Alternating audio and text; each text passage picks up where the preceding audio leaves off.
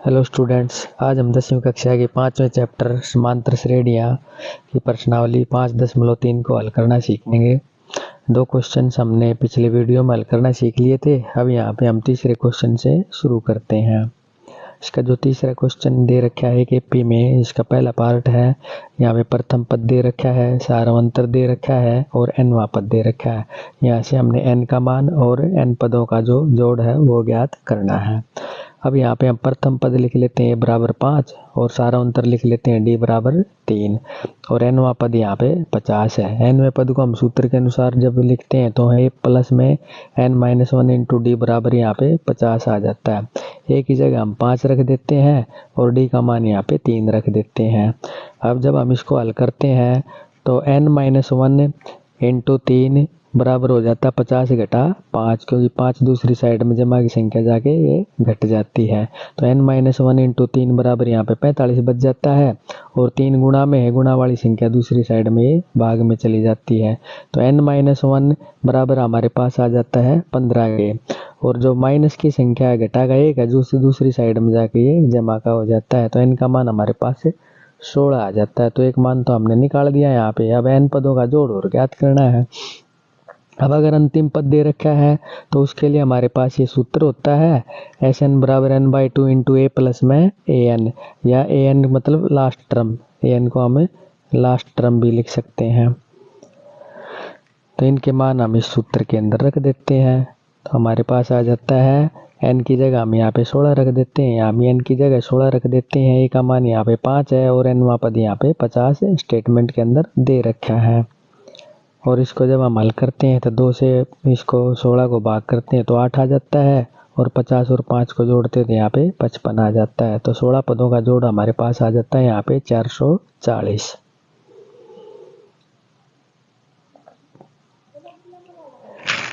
अब जो इसका अगला क्वेश्चन है उसके अंदर प्रथम पद दे रखा है, 13वां पद दे रखा है। तो हमने एक तो डी निकालना है यानी सारवंतर निकालना है और एक 13 पदों का जोड़ ज्ञात करना है यहाँ पे।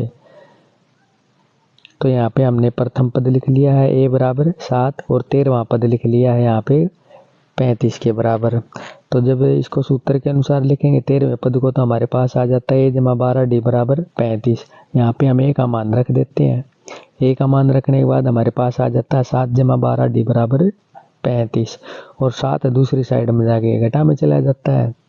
तो 12 डी बराबर हमारे पास बच जाता है 28 के, और 12 जो गुणा वाली संख्या दूसरी साइड में भाग में चली जाती है। तो डी का मान हमारे पास आ जाता है 7/3। जब अंश और हर को हम यहाँ पे 4 से भाग करते हैं तो डी का मान 7/3 आ जाता है। अब फिर हमने ऐसे 13 यानी 13 पदों का जोड़ हमने यहाँ पे ज्ञात करना है। तो हम यहाँ पे सूत्र लिख लेते हैं, क्योंकि यहाँ पे 13वां पद यहाँ पे अंतिम पद दे रखा है।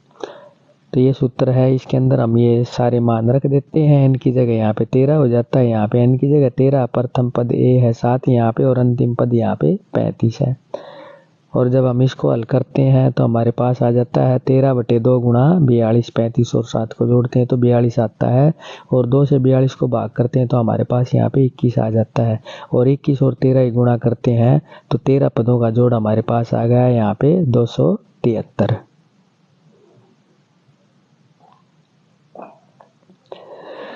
अब जो इसका अगला पार्ट है इसके अंदर एक तो 12वां पद दे रखा है, एक सारवंतर दे रखा है। तो हमने एक तो यहाँ पे प्रथम पद निकालना है और 12 पदों का जोड़ ज्ञात करना है। तो यहाँ पे सारवंतर लिख लेते हैं हम d बराबर 3 के, और 12वां पद यहाँ पे 37 है। जब 12वें पद को हम सूत्र के अनुसार लिखेंगे तो a प्लस में 11d बराबर यहाँ पे 37 के आ जाता है, और d का मान यहाँ पे हम इस सूत्र के अंदर रख देते हैं यहाँ पे, और इसको हल करते हैं तो a जमा 33 बराबर यहाँ पे 37 हो जाता है, और 33 जमा वाली संख्या यहाँ पे दूसरी साइड में जाके घटा में हो जाती है। तो यहाँ पे हमारे पास प्रथम पद आ जाता है 4 के बराबर। अब हमने यहाँ पे 12 पदों का जोड़ ज्ञात करना है। तो यहाँ पे अगर एक तो अंतिम पद दे रखा है, यहाँ पे अगर अंतिम पद दे रखा है तो अंतिम पद वाला सूत्र हम यहाँ पे लिख लेते हैं, और इसके अंदर ये सारे मान रख देते हैं। n की जगह यहाँ पे 12, क्योंकि S12 निकालना है 12 पदों का जोड़, तो n की जगह यहाँ पे 12 हो गया, यहाँ भी n की जगह 12 हो जाता है। और ए की जगह यहाँ पे ए का मान हमारे पास 4 आया है, अंतिम पद यहाँ पे 37 दे रखा है। जब इसको हम हल करते हैं तो 2 से अंश और हर को भाग करते हैं तो हमारे पास 6 आ जाता है ये, और 37 और 4 को जोड़ते हैं तो 41 आ जाता है। तो 12 पदों का जोड़ हमारे पास आ जाता है यहाँ पे 246।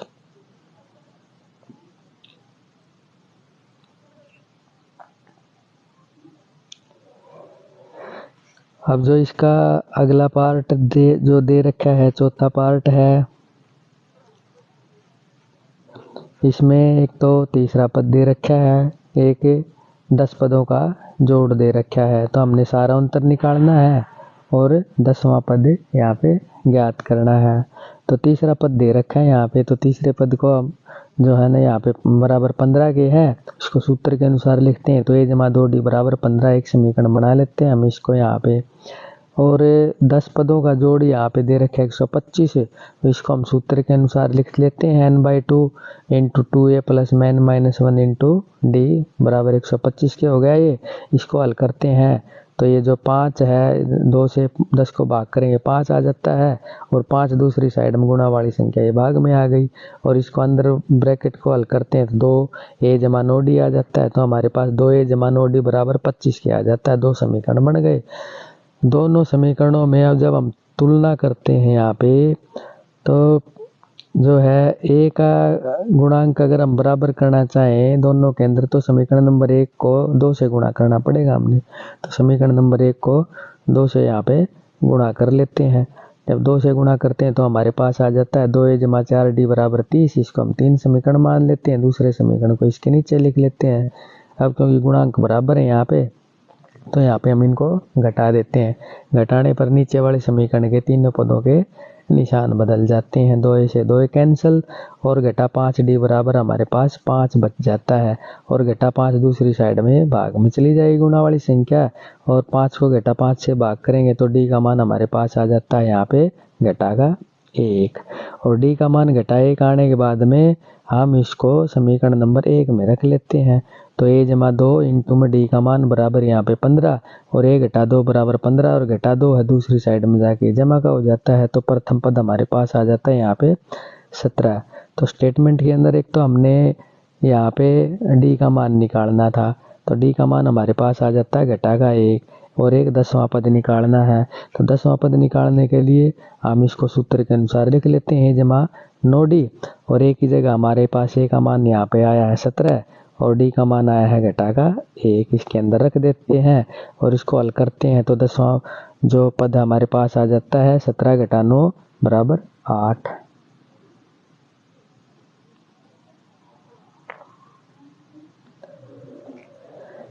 अब जो इसका अगला पार्ट दे रखा है, एक तो इसके अंदर सारा अंतर दे रखा है, और एक 9 पदों का जोड़ दे रखा है, और इसमें हमने प्रथम पद निकालना है और 9वां पद निकालना है। जैसे पिछला क्वेश्चन किया था सेम उसी कंडीशन में ये भी है। तो इसका सारा अंतर लिख लेते हैं हम, और एक यहाँ पे 9 पदों का जो जोड़ है जो लिख लेते हैं हम सूत्र के अनुसार। S9 बराबर हो जाता है यहाँ पे 9/2 यानी n/2 into 2a plus n minus 1 into D, और 9वां पद यहाँ पे 75 दे रखा है, इसके बराबर रख लेते हैं हम। और इसको जब हम खोलते हैं तो गुणा वाली संख्या भाग में, ये भाग वाली संख्या दूसरी साइड में गुणा में चली जाती है। तो 75 गुणा में 2 बराबर 9 की दोनों पदों के साथ गुणा कर देते हैं। 18a जमा 360 आ जाता है यहाँ पे 150, और 18a जमा 360, और जो 360 दूसरी साइड में जाके घटा में चला जाएगा। तो 18 हमारे पास आ जाता है घटा का 210, और 18 है जो गुणा वाली संख्या दूसरी साइड में भाग में आ गई। तो a का मान हमारे पास आ जाता है घटा का 35/3। अब हमने यहाँ पे 9वां पद निकालना है। हमने a का मान तो यहाँ पे निकाल लिया है, अब 9वां पद और निकाल लेते हैं। 9वें पद को हम सूत्र के अनुसार लिख लेते हैं, जमा 8d। यहाँ पे हमें इसके अंदर ये a का मान और d का मान जो दे रखा है स्टेटमेंट के अंदर वो रख लेते हैं, इसमें ये रखते हैं। तो a का मान है घटा का 35/3, और d का मान है यहाँ पे 5। तो जब हम इसको लघुत्तम लेके हल करते हैं तो 9वां पद हमारे पास आ जाता है 85/3।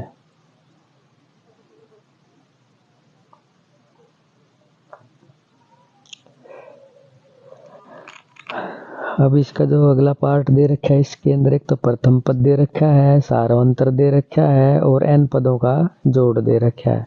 तो हमने एक तो n निकालना है यहाँ पे और एक nवां पद निकालना है। तो यहाँ पे हम लिख लेते हैं, इसको प्रथम पद लिख लेते हैं और सारांतर लिख लेते हैं। और प्रथम पद और सारांतर लिखने के बाद में जो nवां पद यहाँ पे दे रखा है, तो nवें पद को हम सूत्र के अनुसार लिख लेते हैं यहाँ पे। और 90 SN की जगह 90 हो गया, क्योंकि SN बराबर 90 दे रखा है, इसका सूत्र हो गया। इसके अंदर हम A और D के मान रख लेते हैं। तो A की जगह यहाँ पे 2 रख दिया है, D की जगह 8 रख दिया है। ये रखने के बाद जब हम इसको हल करते हैं तो गुणा वाली संख्या दूसरी साइड में जाके, ये भाग वाली संख्या दूसरी साइड में जाके गुणा में आ गई। अब हमारे पास आ जाता है जो 90 गुणा में 2 180 के बराबर आ जाता है। और जब इसको हल करते हैं यहाँ पे 2 और 2 की गुणा 4 आ जाती है और 8 की दोनों पदों के साथ गुणा करते हैं तो 8n घटा 8 आ जाता है। और इसको हल करते हैं तो 180 बराबर n इंटू 8n घटा में 4, क्योंकि घटा वाली संख्या यहाँ पे ज़्यादा है। और 180 बराबर 8n की 2 घटा में 4n, क्योंकि n दोनों पदों के साथ गुणा हो जाता है। अब यहाँ पे हमारे पास एक ये द्विघात समीकरण बन जाता है। 180 को जब दूसरी साइड में लेके जाएंगे घटा का हो जाता है। तो 8n की 2 घटा 4n घटा 180 बराबर 0। और दोनों ही साइड में हम लेफ्ट साइड और राइट साइड में हमें यहाँ पे 4 से भाग कर देते हैं। 4 से भाग करने के बाद हमारे पास आ जाता है 2n की 2 घटा n घटा 45 बराबर 0। और इसको हम जब द्विघात समीकरण को जब गुणनखंड करते हैं तो पहले पद और आखिरी पद की गुणा यहाँ पे आ जाती है, घटा का 90n की 2। तो बीच वाला पद उसके टुकड़े हो जाते हैं, घटा का 10n जमा का 9n। तो अब हम यहाँ पे जो पहले जो 2 पद हैं उनमें से और आखिरी के जो 2 पद हैं उनमें से कॉमन लेते हैं। पहले 2 पदों में 2n कॉमन आता है तो अंदर बच जाता है n घटा 5। और अगले 2 पदों में 9 कॉमन आता है तो n घटा 5 अंदर बच जाता है।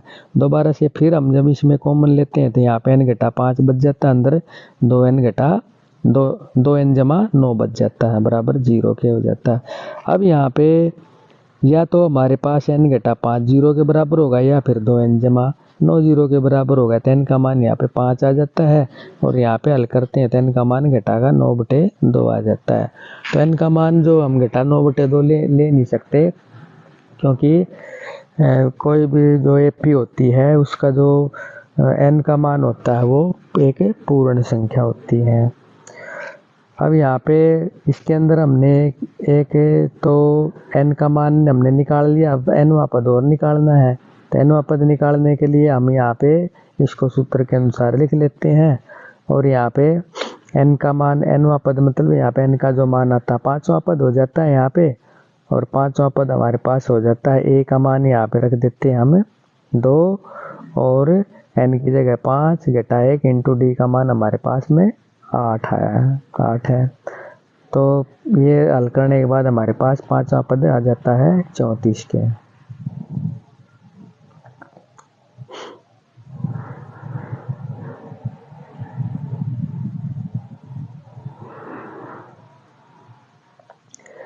अब जो इसका अगला पार्ट है, इसके अंदर एक तो प्रथम पद दे रखा है, एक nवां पद दे रखा है और n पदों का जोड़ दे रखा है। तो हमने n और d का मान यानी n का मान और सारांतर हमने यहाँ पे निकालना है, इन पदों की संख्या और सारांतर।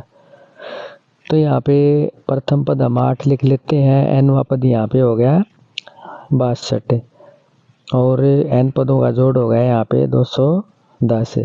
तो n पदों का जोड़ अगर अंतिम पद अगर दे रखा है तो यहाँ पे हम इसको अंतिम पद का सूत्र लिख लेते हैं।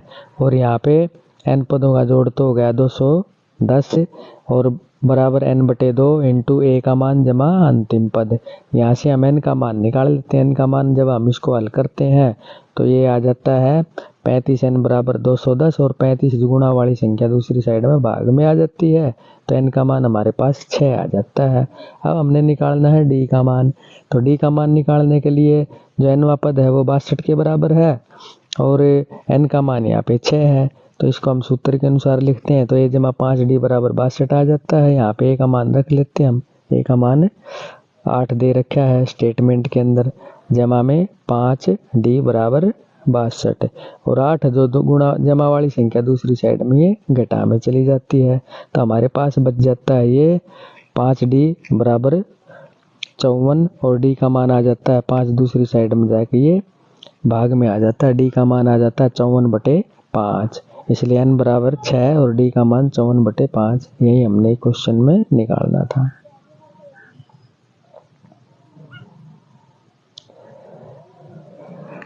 अब जो इसका अगला पार्ट है, इसके अंदर एक तो nवां पद दे रखा है, एक सारांतर दे रखा है और एक n पदों का जोड़ दे रखा है। तो इसमें हमने n और a का मान यहाँ पे निकालना है। तो nवां पद यहाँ पे 4 है, सारांतर 2 है और n पदों का जोड़ यहाँ पे दे दिया घटाकर 14। तो n पदों का जो जोड़ वाला सूत्र यहाँ पे लिख लेते हैं बराबर घटाकर 14 और यहाँ पे इसके अंदर हम ये मान रख देते हैं जो मान दे रखे हैं।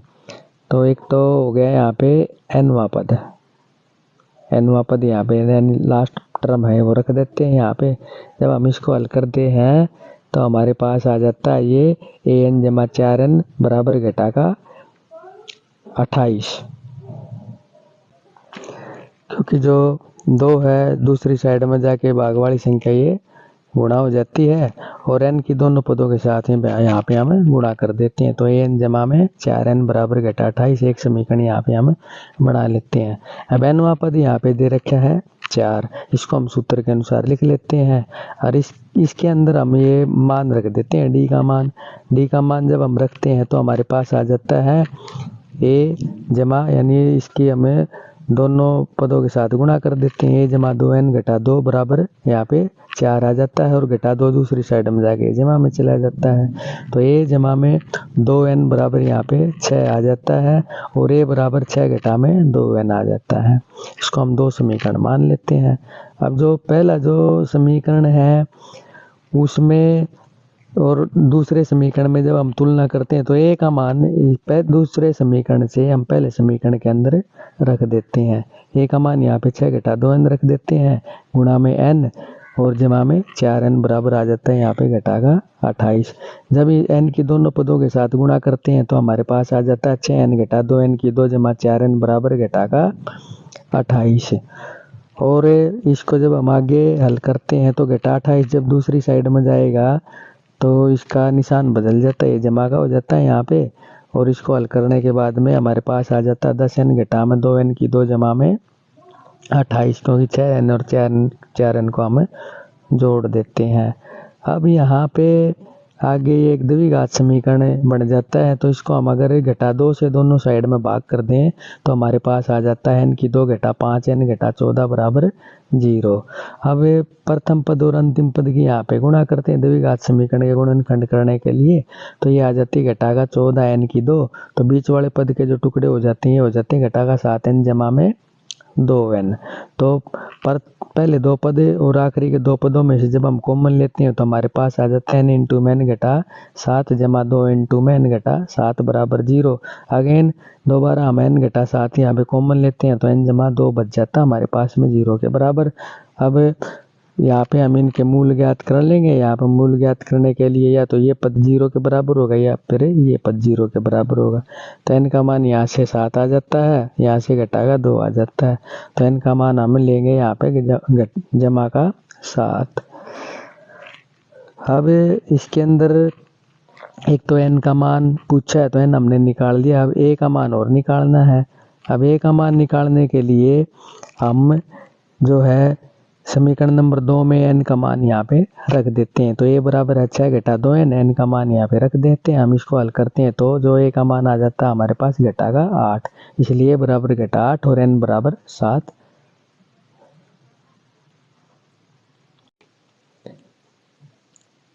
अब जो इसका अगला पार्ट है, यहाँ पे एक तो प्रथम पद दे रखा है और एक n का मान दे रखा है n बराबर 8 और s दे रखा है, यानी 8 पदों का जोड़ दे रखा है। तो हमने यहाँ पे d का मान निकालना है सारांतर। अब यहाँ पे हम लिख लेते हैं, प्रथम पद लिख लेते हैं और n का मान लिख लेते हैं और 8 पदों का जोड़ यहाँ पे दे रखा है। तो इसको हम सूत्र के अनुसार लिख लेते हैं, n/2 × 2a + n-1 × d के अनुसार। तो n की जगह यहाँ पे 8, 8/2 हो गया। यहाँ पे a की जगह 3 है, 3 रख लेते हैं हम। n की जगह यहाँ पे 8 और d का मान हमने यहाँ पे निकालना है। जब हम इसको आगे हल करते हैं तो 2 से 8 को भाग करते हैं तो यहाँ पे 4 आ जाता है। 4 × 2 और 3 की गुणा यहाँ पे 6 और 8 में से 1 जाते हैं, यहाँ पे 7 बच जाते। 7d = 192। और जो गुणा वाली संख्या दूसरी साइड में भाग में आ जाती है, 6 + 7d बराबर हमारे पास आ जाता है 48 के। और जमा वाली संख्या दूसरी साइड में घट जाती है, तो 7d = 42 और d का मान यहाँ पे जो गुणा वाली संख्या आ जाती है भाग में, तो d का मान हमारे पास आ जाता है 6 के बराबर।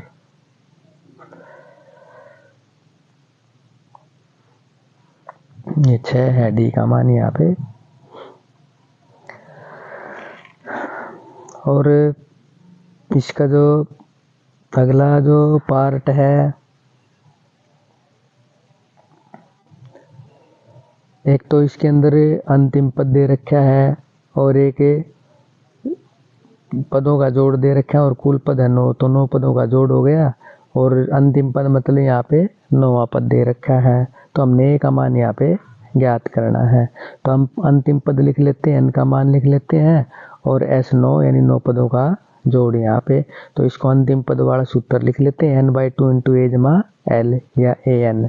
तो इसके अंदर हम ये मान रख देते हैं, n की जगह 9 हो जाता है, जमा a/2 × a अंतिम पद।